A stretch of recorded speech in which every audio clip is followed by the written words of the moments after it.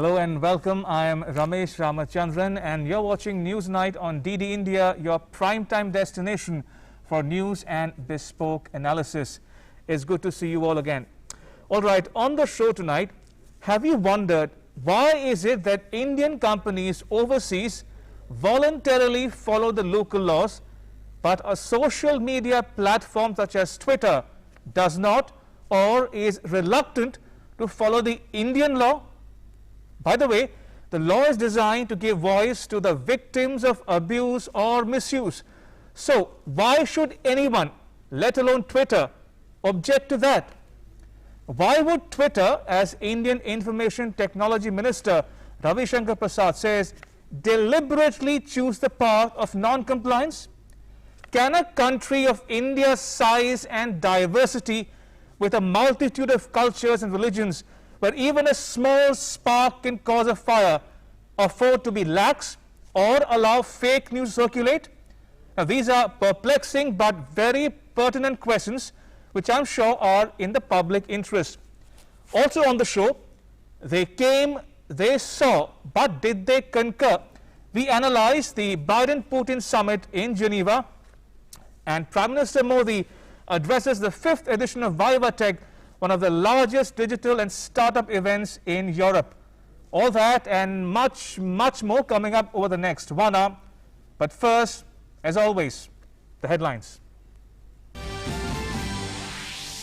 The government and Bharat Biotech clarify that Covaxin vaccine does not contain newborn calf serum at all, and that the calf serum is not an ingredient of the final vaccine product. Say facts have been twisted and misrepresented in social media posts. The BJP accuses Congress of spreading fake news, says vaccine is completely safe for use. Twitter loses legal shield in India over non-compliance with IT rules and failure to appoint key personnel mandated under the new guidelines. IT Minister Ravi Shankar Prasad says Twitter portrays itself as a flag bearer of free speech, but chooses the path of deliberate defiance.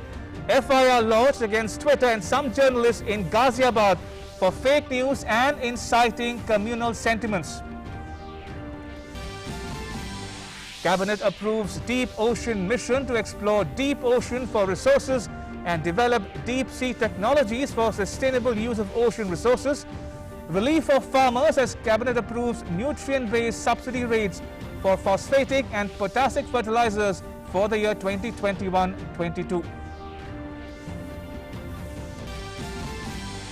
Prime Minister Narendra Modi delivers keynote address at the 5th edition of Viva Tech, says India is home to one of the world's largest startup ecosystems and offers what innovators and investors need, lauds the role of innovation in India's fight against COVID-19 pandemic, urges startups to explore opportunities in healthcare, agriculture and new age tools of learning. Defence Minister Rajnath Singh tells the ASEAN Defence Ministers Meeting Plus that India has strengthened its engagement with the Indo-Pacific based on converging visions and values for promotion of peace, stability and prosperity in the region.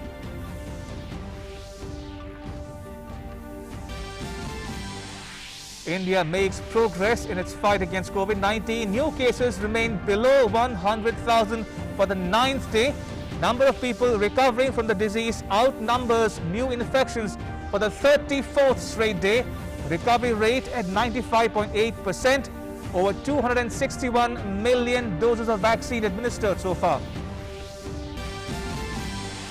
A bitter feud erupts in the Lok Janshakti Party. Chirag Paswan addresses media, levels accusations at his uncle Pashupati Nath Paras, writes a letter to Lok Sabha Speaker objecting to designating Paras as the leader of the party in the House.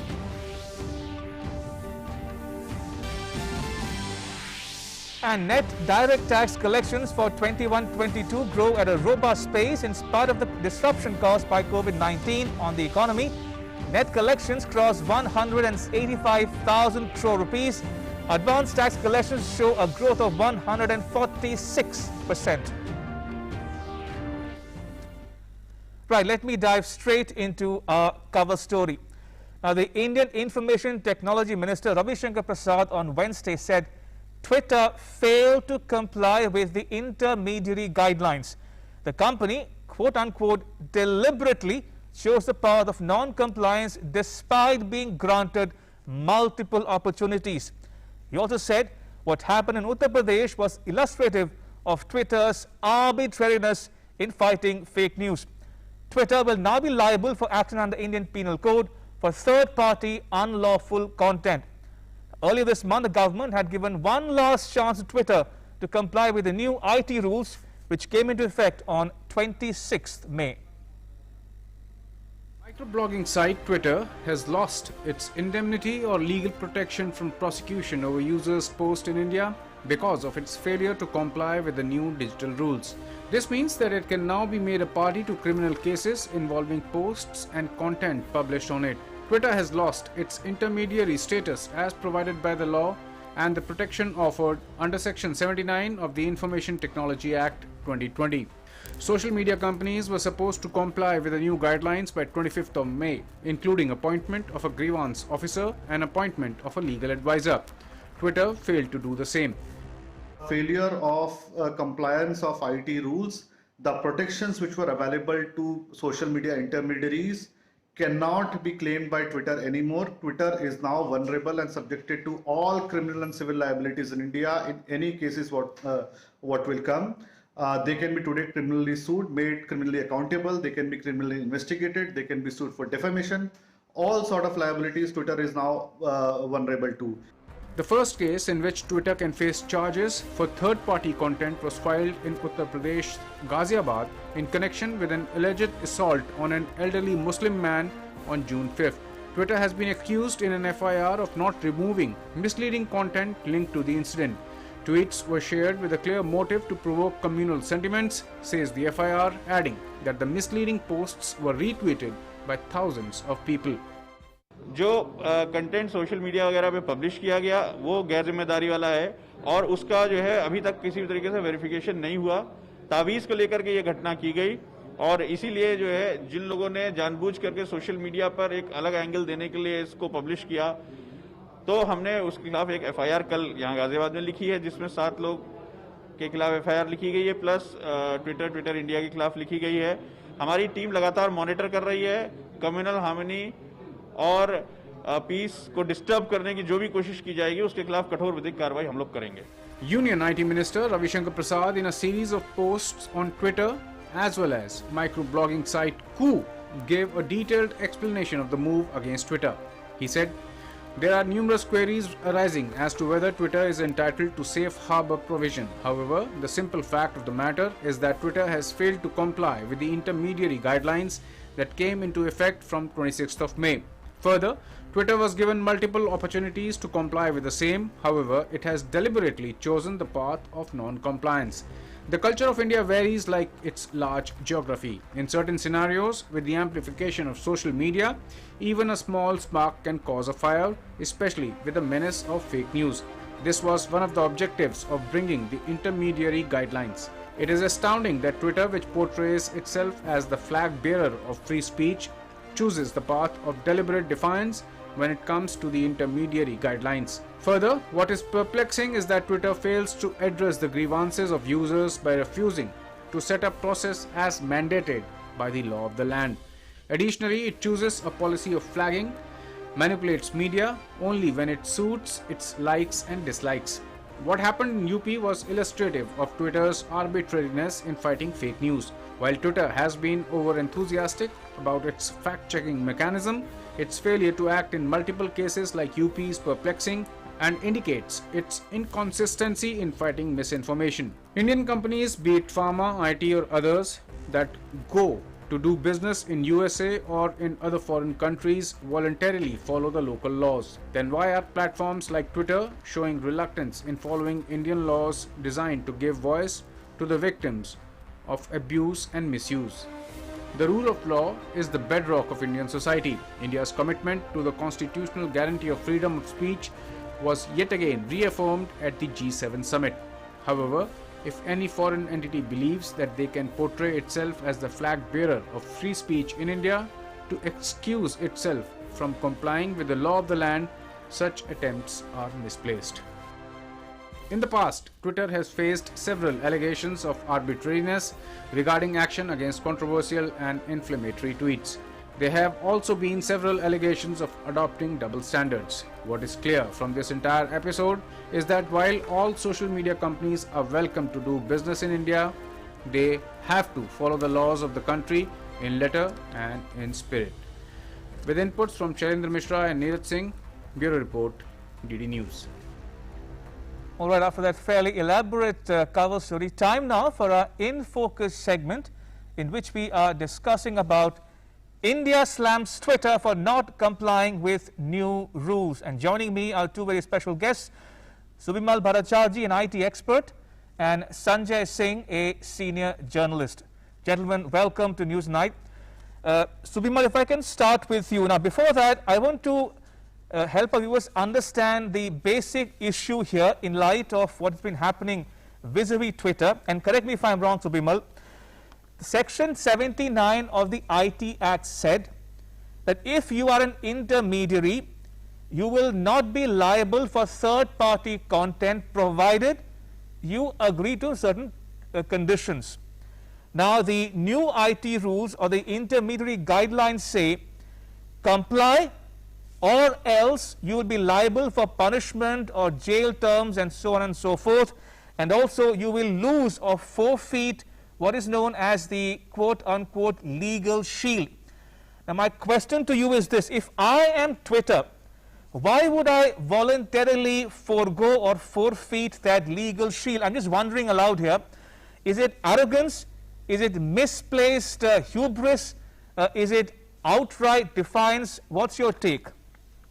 Well, I would think it's some kind of defiance, because if you see, this story has started for quite some time. The way Twitter has been trying to defy, what is a law of the land. Now, what is the law of the land? As you very well explained, Section 79 of the IT Act, that you don't have any role in a particular content, and the IT Act works along with the rules that are framed from time to time with it. So, in April 2001, the first set of rules were set up. April 2011. And then it was found that in many cases, the social media intermediaries do not really cooperate with the law enforcement when it comes to investigating some of the, crimes or terrorist activities that happen that need, quick response from them so that government can take action. Now, over these years, the march of technology and the possibilities that happen and the speed at which flare-ups can happen, leading to public disorder. Absolutely. So government was always contemplating about changing those intermediary guidelines, and hence in February 25 this year they notified that, giving everyone 3 months time to do certain things. And what were those certain things? That apart from the technical aspects and all, the very three things where Twitter is at fault. Number one, you appoint a chief compliance officer, you appoint a resident events officer, and you appoint a nodal officer. Now, for all these 3 months, they didn't appoint. They possibly thought that, maybe these guidelines might be deferred or whatever it be. But that cannot be. This is a sovereign country. It has its laws, it has its rules. You are given time. There isn't such a difficulty of finding, people who can fit in those roles. Afterwards, this is a country that provides most of the techies or techies with a lot of legal background. This is quite a mature, vibrant, digital society. So I am very surprised that they couldn't do all of these things. Only yesterday I read that they Subimal were able couldn't to or did not want to. Yeah, so that's where it comes to. That from couldn't and to did not want to. That is what they are. Still, after 3 letters from the government, to which they replied, So and they they had always, 90 days to think over it. Between February all. and May 25th midnight, they had 90 days to think over it, and yet they willfully disregarded the new IT rules. I'll come back to Subimal in just a moment. Let's take a political perspective on this from Sanjay Singh. Sanjay Singh, now, not so long ago, Twitter banned someone like Donald Trump. And if you ask me, after that, Twitter came to believe that, I am the new sheriff in town, and that I am some sort of a supranational entity, and that governments have to kowtow to us. Now, this Ghaziabad incident, if you ask me, has come not a day late. Now, this was a classic case of Twitter, not doing enough in time to, these tweets were not deleted, and they were potentially or could stoke communal passion. So there are a lot of political subterfuge also at play here, isn't it?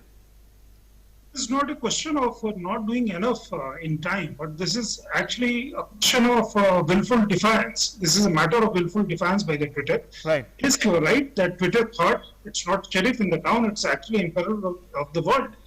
And kind of guardian and custodian of free speech, because they are not, their kind of bias towards a certain ideological position is very clear.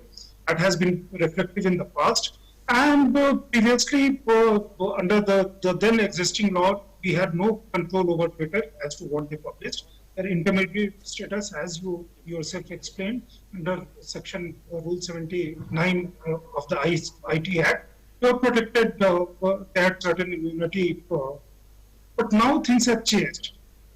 Since May 26, they have not complied, despite reminders. That's, I would say, willful defiance. Bit of arrogance also there, and bit of money and muscle power. They think that particular muscle power derives from a Twitter user from across the world, and also the kind of influence social media wields in today's world.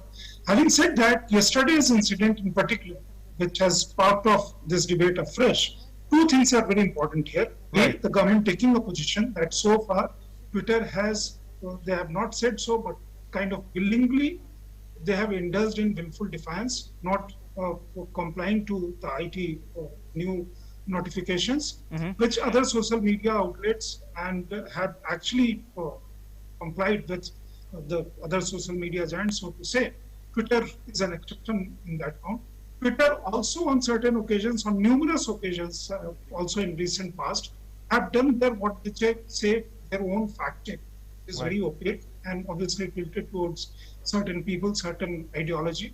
Obviously which goes against Modi government and the ideology pursued by the ruling combination here. That is very obvious. In yesterday's incident, yes, there was an attempt by certain people who willfully indulged in a crime which was occult related, and to give a cover to that, to restore, to make that appear as if the person himself narrated a false story. The 72-year-old, the person we are talking about, himself gave an interview which turned out to be a false interview, a fabricated story, so to say.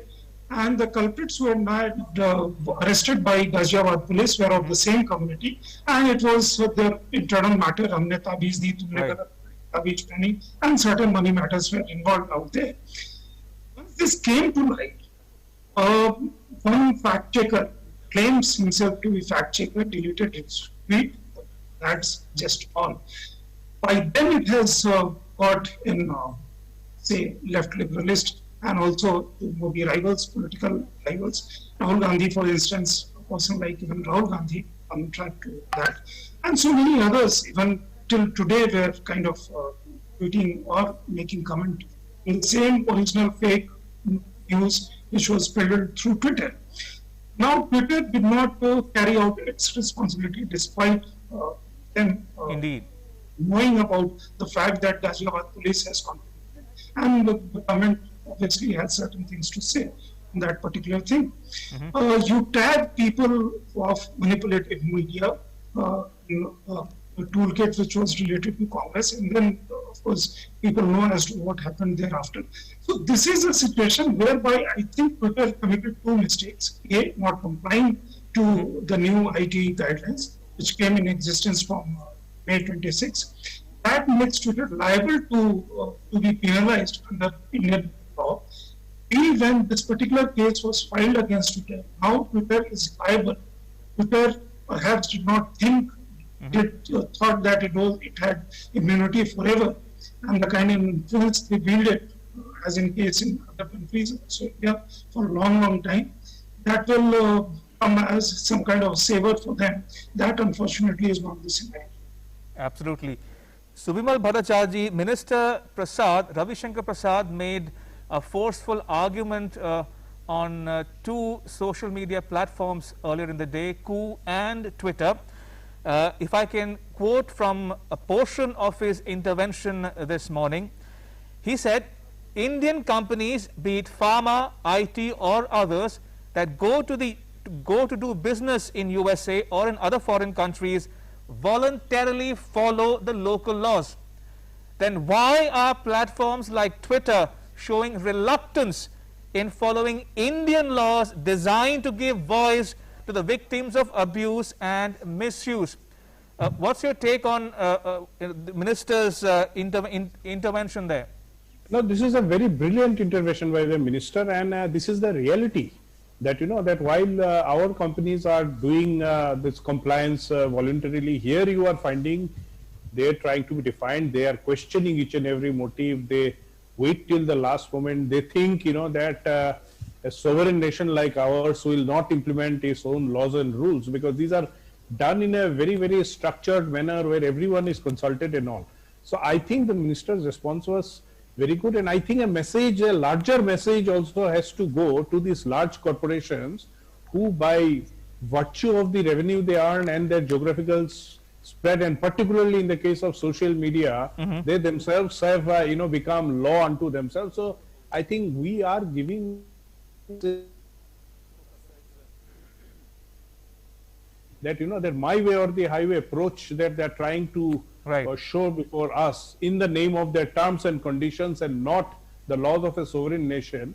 I think this is where we need to be tough, and we are getting tough. It has been a very nice response from the ministry so far. They've given them time, they've given them opportunity, yet they are defiant. Absolutely. So I think this is the right step, and it's a good reminder from the minister that look how our companies perform, and look how your companies, who are so-called tech giants, are respecting the laws of a sovereign nation. Absolutely. I'm running out of time, so I'll give Sanjay Singh the last word. Sanjay Singh, so is it time that some lessons need to be learned by all of us, and it's time for some of us to shift our loyalties from Twitter to Coup, for instance? Your thought?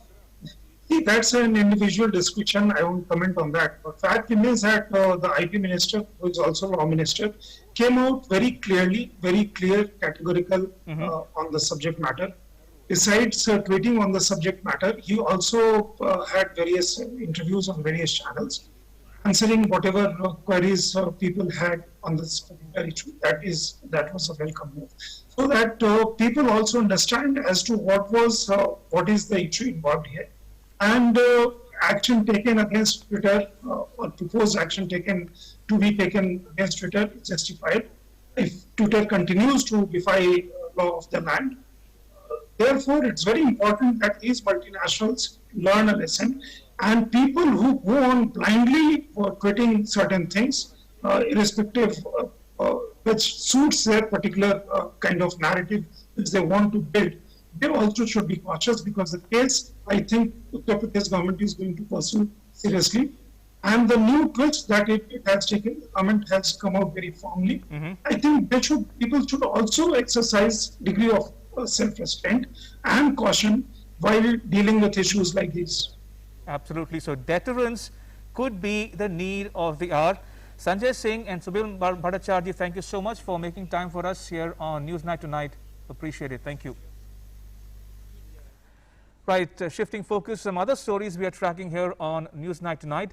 There have been some social media posts regarding composition of the Covaxin vaccine, where it has been suggested that the Covaxin vaccine contains the newborn calf serum.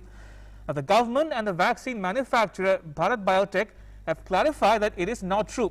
But the bigger question remains, why are some individuals and organizations indulging in peddling a false narrative that can harm the vaccination drive and the war against COVID-19 pandemic in India?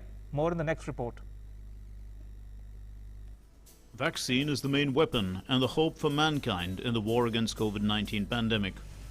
All governments across the globe have stressed on the importance of taking vaccine jabs.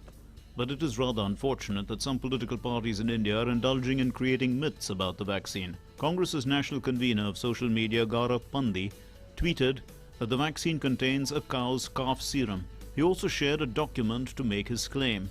But the centre gave a detailed response to expose the hollowness of the claim. The centre has come out with a detailed clarification on the matter. It has contended that the facts have been twisted and misrepresented in these posts.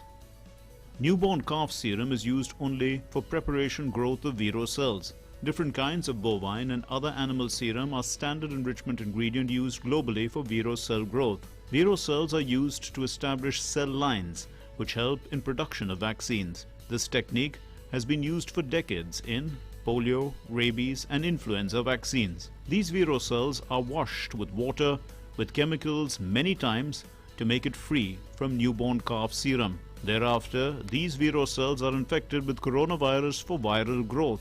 The vero cells are completely destroyed in the process of viral growth. Thereafter, this grown virus is also killed, inactivated and purified. The killed virus is then used to make the final vaccine.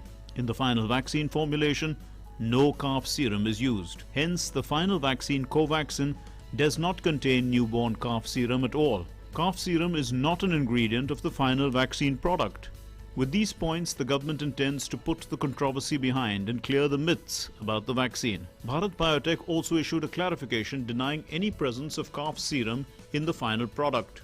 Newborn calf serum is used in manufacturing of viral vaccines. It's used for cells growth and neither used in growth of SARS-CoV-2 virus nor a final formulation.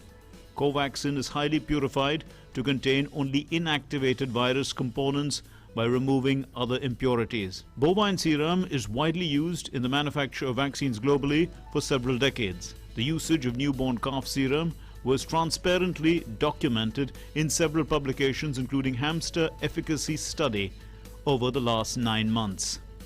Meanwhile, the BJP has hit back at the Congress party for spreading rumors about the vaccine and creating a controversy. Initial तौर पे ये serum इस्तेमाल किया जाता है ताकि जो वेरो sales हैं, जिस सेल में वायरस को रेप्लिकेट कराना है, उस सेल को एनरिचमेंट, अगर मैं साधारण हिंदी में कहूं तो खाद का काम करता है। ये सेल जब ग्रो कर जाती हैं, वेरो सेल्स ये कहलाती हैं। इस वेरो सेल में बाद में जो कोविड के वायरस होते हैं वो वायरस छोड़े जाते हैं, कोरोना के वायरस छोड़े जाते हैं। ये वायरस इन सेल्स में रेप्लिकेट करती है और रेप्लिकेट करते समय ये जो वेरो सेल्स होते हैं वो संपूर्णतः खत्म हो जाते हैं। और एक महत्वपूर्ण बात, वैक्सीन बनाने से पहले ये जो वेरो सेल्स जिसमें कल्चर किया जाता है उसको अच्छी तरीके से धोया जाता है केमिकल्स के माध्यम से, ताकि उसमें किसी प्रकार से कोई सेरम का इंग्रेडिएंट नहीं रहे। Sambit Patra further said that the Congress had committed a great sin during the press conference on Wednesday by making an allegation that the Covaxin contains calf serum.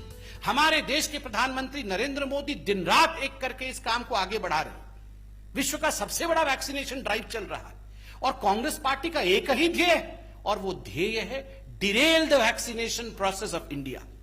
और आज इस मंच पे से भारतीय जनता पार्टी पूरी रिस्पॉन्सिबिलिटी के साथ, जिम्मेदारी के साथ एक ही सवाल कांग्रेस पार्टी से पूछ रही है। आदरणीय सोनिया जी, राहुल जी, प्रियंका जी, आप तीनों ही कांग्रेस हैं। You three are the Congress. आप तीनों बताएं, आप तीनों ने कब अपना पहला डोज लिया और कब अपना सेकेंड डोज लिया है? क्या गांधी परिवार वैक्सीनेटेड है या गांधी परिवार वैक्सीनेटेड नहीं है? गांधी परिवार कोवैक्सीन पर विश्वास करती है या गांधी परिवार कोवैक्सीन पर विश्वास नहीं करती? When the nation is battling a crisis of the century, the entire country needs to present a united face. This adversary doesn't differentiate between anyone.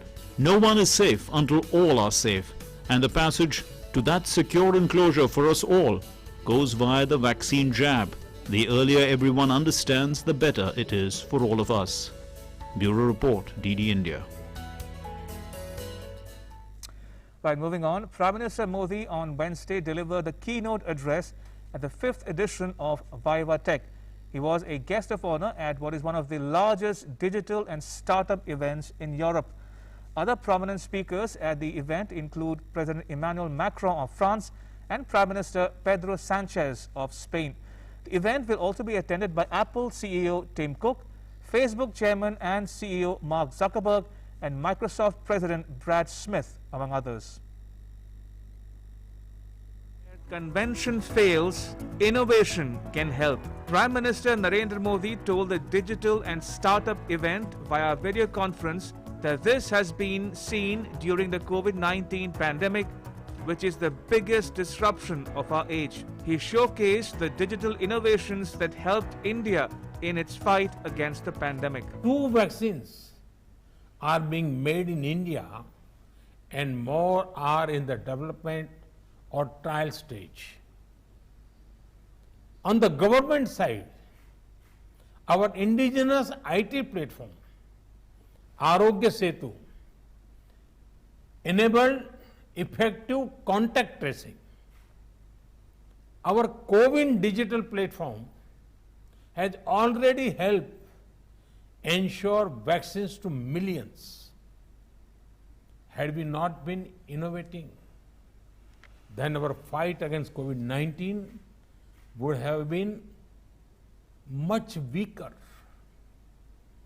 We must not abandon this innovative zeal so that we are even better prepared when the next challenge strikes. The Prime Minister said India offers what innovators and investors need. I invite the world to invest in India based on the 5 pillars of talent, market, capital, ecosystem, and culture of openness. Indian tech talent pool is famous across the world. Indian youth have given tech solutions to some of the world's most pressing problems. Today, India has 1.18 billion mobile phones and 775 million internet users. This is more than the population of several nations. Prime Minister Modi said the world has witnessed a lot of disruption over the past year, but disruption does not have to mean despair. He said one must keep the focus on the twin foundations of repair and prepare. We in India implemented huge reforms across sectors, be it mining, space, banking, atomic energy, and more. This goes on to show that India as a nation is adaptable and agile. Even in the middle of the pandemic, and when I say prepare, I mean insulating our planet against the next pandemic. VivaTech is one of the largest digital and startup events in Europe. It is held in Paris every year since 2016. The 5th edition of VivaTech will conclude on 19th June. Bureau Report, DD India.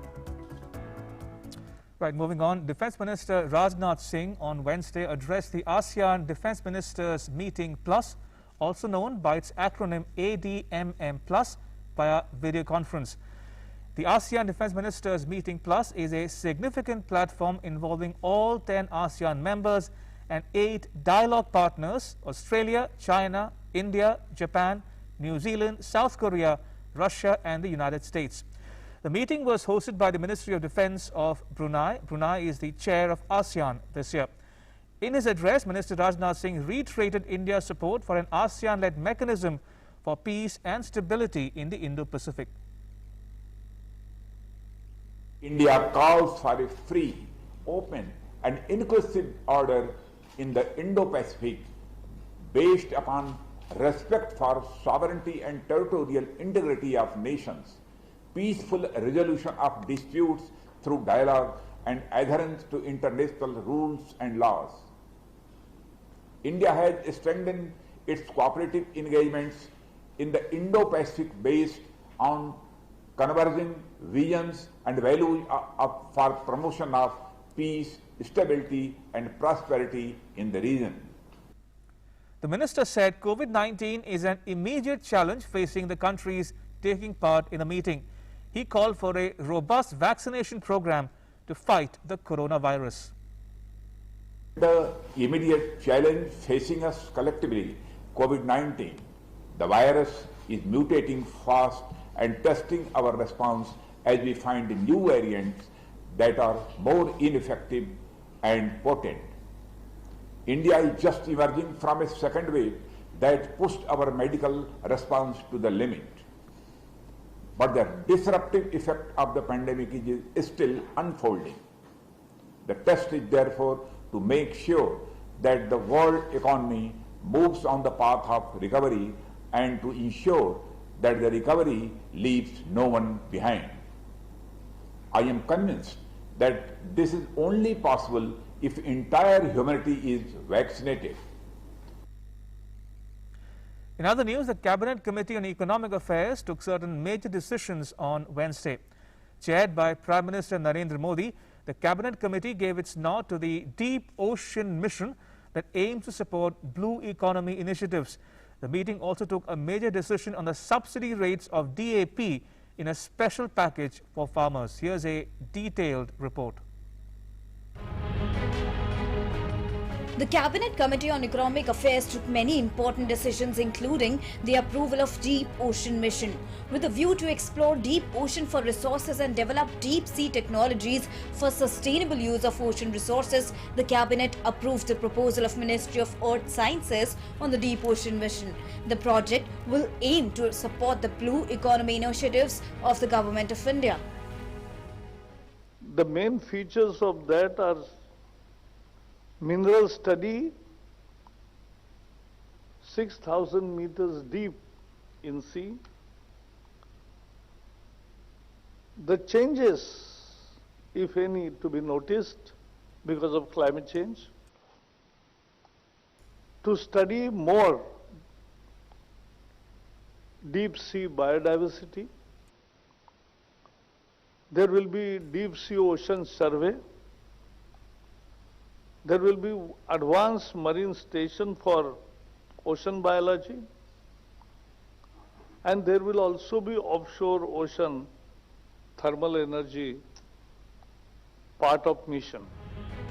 The estimated cost of the mission will be Rs 4,077 crores for a period of 5 years, which will be implemented in a phase-wise manner.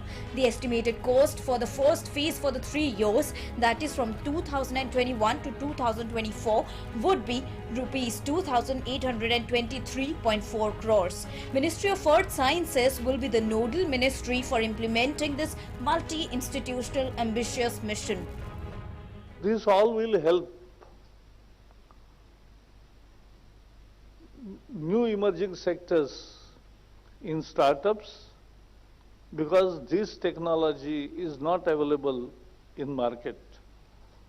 It's with limited 5 countries, US, Russia, France, Japan, China. India will be now 6th country to have it. And so there is good opportunity for our own small industries and research. And more importantly, this is also our travel in the vision of Atmanirbhar Bharat. In a major decision that will benefit millions of farmers, the Cabinet has also approved the proposal of Department of Fertilizers for fixation of nutrient-based subsidy rates for P&K fertilizers for the year 2021-22. The centre has increased the subsidy rates as a special package for farmers in such a way that MRP of DAP can be kept at the last year's level. The estimated additional subsidy burden for such an arrangement will be around 14,775 crore rupees. 1200 rupees में मिलती थी bag, उसकी price international price के मुताबिक 2,400 rupees हो गई। 2,400 rupees में से 500 रुपीज हम सब्सिडी देते थे, तो 1,900 रुपीज उन्होंने मार्केट प्राइस कंपनियों ने रखी, तो 1,900 रुपीज में किसानों को लेना पड़ेगा। तो मोदी जी ने कहा कि जी नहीं, 1,200 रुपीज में ही किसान को मिलना चाहिए, तो और 700 रुपीज सब्सिडी बढ़ा दिया। The Cabinet has also approved draft of the Inland Vessel Bill. It will be subsequently placed in the Parliament. Waterways में चलने वाले जहाज, वाटरवेज में चलने वाले वेसल्स, उसकी सिक्योरिटी, उसकी सेफ्टी, उसका रजिस्ट्रेशन, उसकी सारी व्यवस्थाएं अच्छी तरह से स्मूथ चले, इसके लिए inland waterways act, IV act cabinet ने पारित किया है। वो पार्लियामेंट में लाया जाएगा और पार्लियामेंट की अनुमति के बाद उसका इम्प्लीमेंटेशन किया जाएगा। Oceans, which cover 70% of the globe, remain a key part of our life. About 95% of deep oceans remains unexplored. For India, with its 3 sides surrounded by the oceans and around 30% of the country's population living in coastal areas, ocean is a major economic factor supporting fisheries and aquaculture, tourism, livelihoods and blue trade, and the cabinet decision will go a long way to develop the same. Bureau Report, DD India. Right, moving on. India's active COVID-19 caseload falls below the 900,000 mark after 70 days. And over 62,000 daily new cases were reported in the last 24 hours.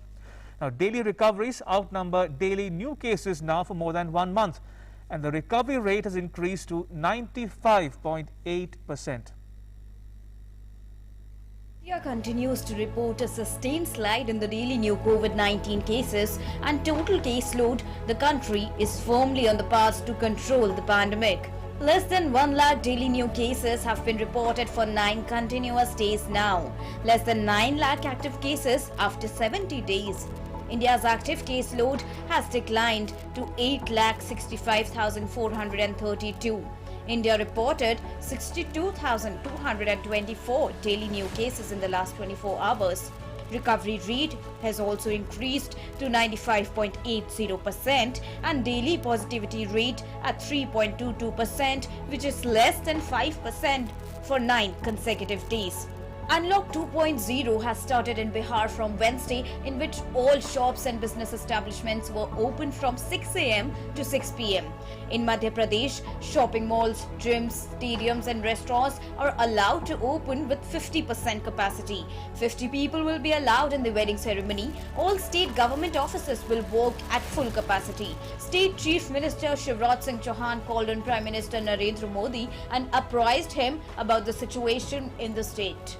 Oxygen plant, दवाइयाँ, अस्पताल में बिस्तर, उसकी और उपलब्धता बढ़ाना, उसके बारे में माननीय प्रधानमंत्री जी से चर्चा हुई। महत्वपूर्ण आयाम है हमने वैक्सीनेशन के अभियान पर, क्योंकि वैक्सीन ही सुरक्षा है, व्यापक पैमाने पर जन जागरण अभियान मध्य प्रदेश में चलेगा, उसके बारे में विस्तार से हमारी चर्चा हुई है। Continuing with the night curfew, Punjab has announced lifting some restrictions. From Thursday, restaurants, dhabas, cinemas, gyms will be allowed to operate with 50% capacity.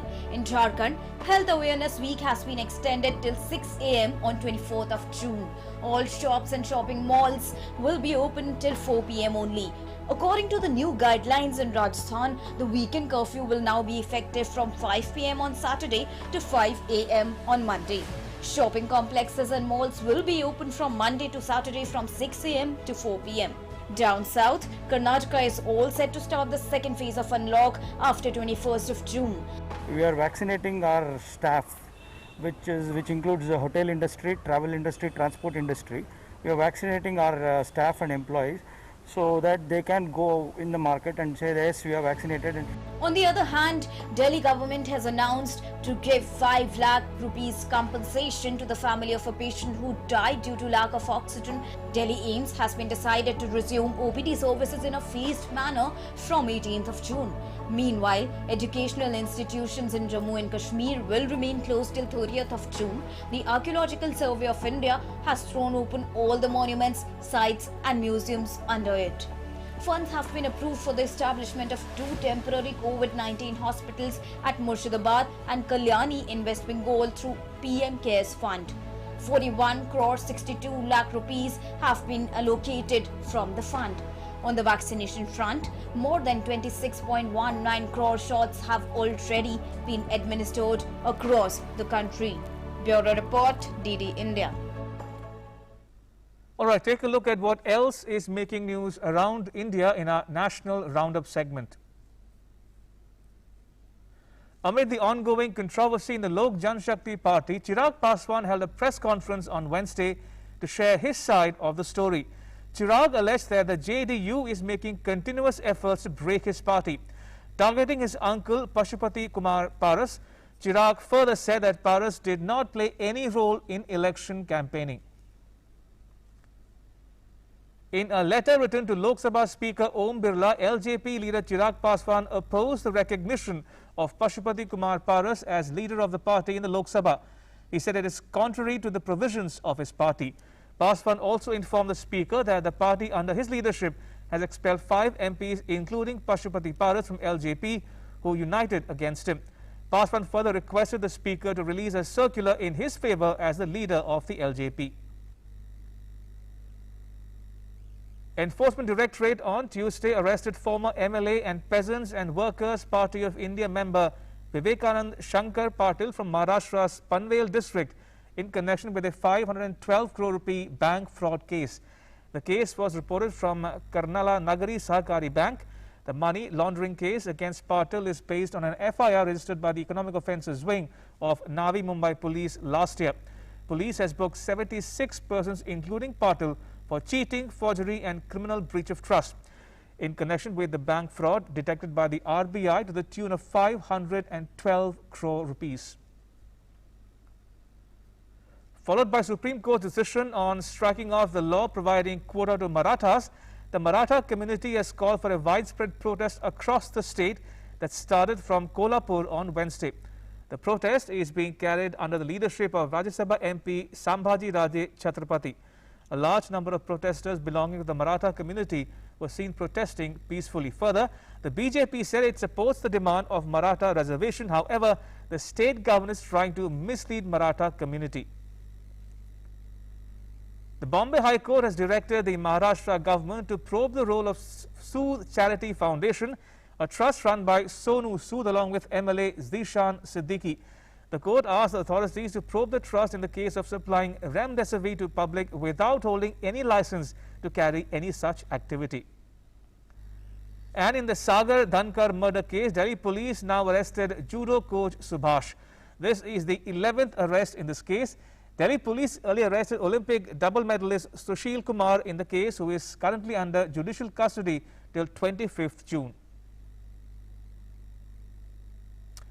Right, in other news, the net direct tax collections for the financial year 21-22 increased by 100.4% over the collections of the preceding year. The figures of direct tax collections for the financial year 21-22 show that net collections are at rupees 1,85,871 crore compared to rupees 92,762 crore over the corresponding period in the preceding year, representing an increase of 100.4% over the collections of the preceding year. The gross collection of direct taxes for the FY 21-22 stands at rupees 2,16,602 crore compared to rupees 1,37,825 crore in the corresponding period of the preceding year. And despite extremely challenging initial months of the new fiscal, the advanced tax collections for the first quarter of FY 21-22 stands at rupees 28,780 crore against advanced tax collections of rupees 11,714 crore for the corresponding period of the immediately preceding financial year, showing a growth of approximately 146%. Refunds amounting to rupees 30,731 crore have also been issued in the FY 21-22. Right, time now for our World Wrap segment in which we bring you up to date on international news. The US government has unveiled a plan to address the threat of violence posed by white supremacists and militias. The White House released a 30-page plan for increased information sharing between federal and local officials and social media companies, additional resources to identify and prosecute threats, and new deterrents to prevent Americans from joining dangerous groups. The Biden government conducted a sweeping assessment earlier this year of domestic terrorism that labeled white supremacists and militia groups as top national security threats. The issue took on new urgency after a Jan 6th assault on the Capitol Hill by supporters of the then President Donald Trump, who were trying to overturn Biden's election victory. In his budget proposal, Biden sought $100 million in additional funding to train and hire analysts and prosecutors to disrupt and deter terrorist activity. In Nepal, at least one person died while dozens are missing as floods triggered by monsoon rain wreak havoc in Sindhupal Chowk district of central Nepal. The floods in Indravati and Melamchi river are the result of an increase in water level after Tuesday's incessant rain. Various local authorities confirmed damages and reports of people missing. The flood is also reported to have swept bridges and other infrastructure of electricity and communications in many areas. Israel mounted airstrikes in the Gaza Strip today, the first since the end of the 11 days of cross-border fighting last month, in response to incendiary balloons launched from the Palestinian territory. The flare-up, a first test for Israel's new government, followed a march in East Jerusalem on Tuesday by Jewish nationalists that had drawn threats of action from Hamas. The Israeli military said its aircraft attacked Hamas armed compounds in Gaza City, the southern town of Khan Yunis, and was ready for all scenarios, including renewed fighting in the face of continued terrorist acts emanating from Gaza.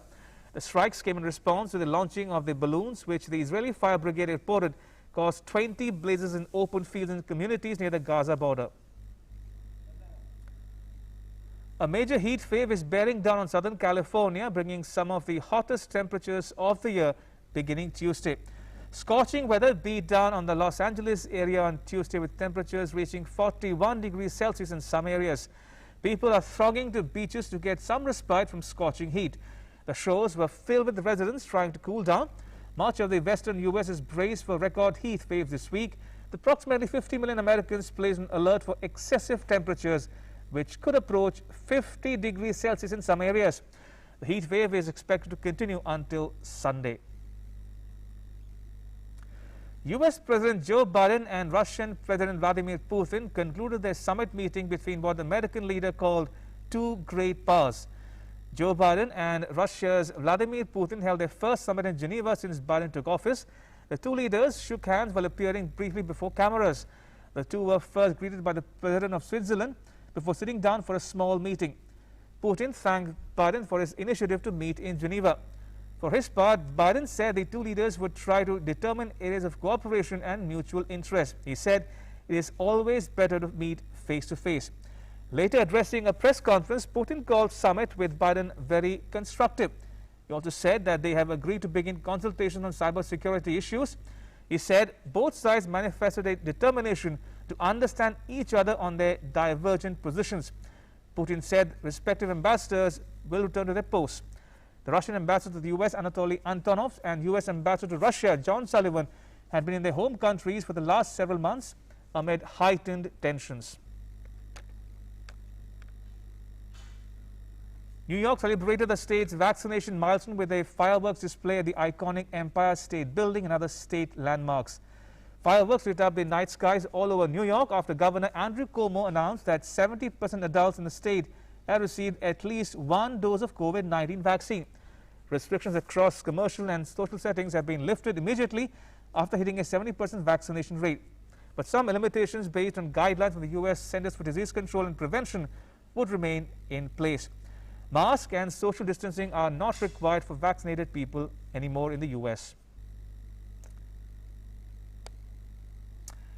And with that, it's a wrap. But news continues here on DD India. You can catch all the latest updates on our social media, mobile and digital platforms. Thanks for watching. Bye-bye.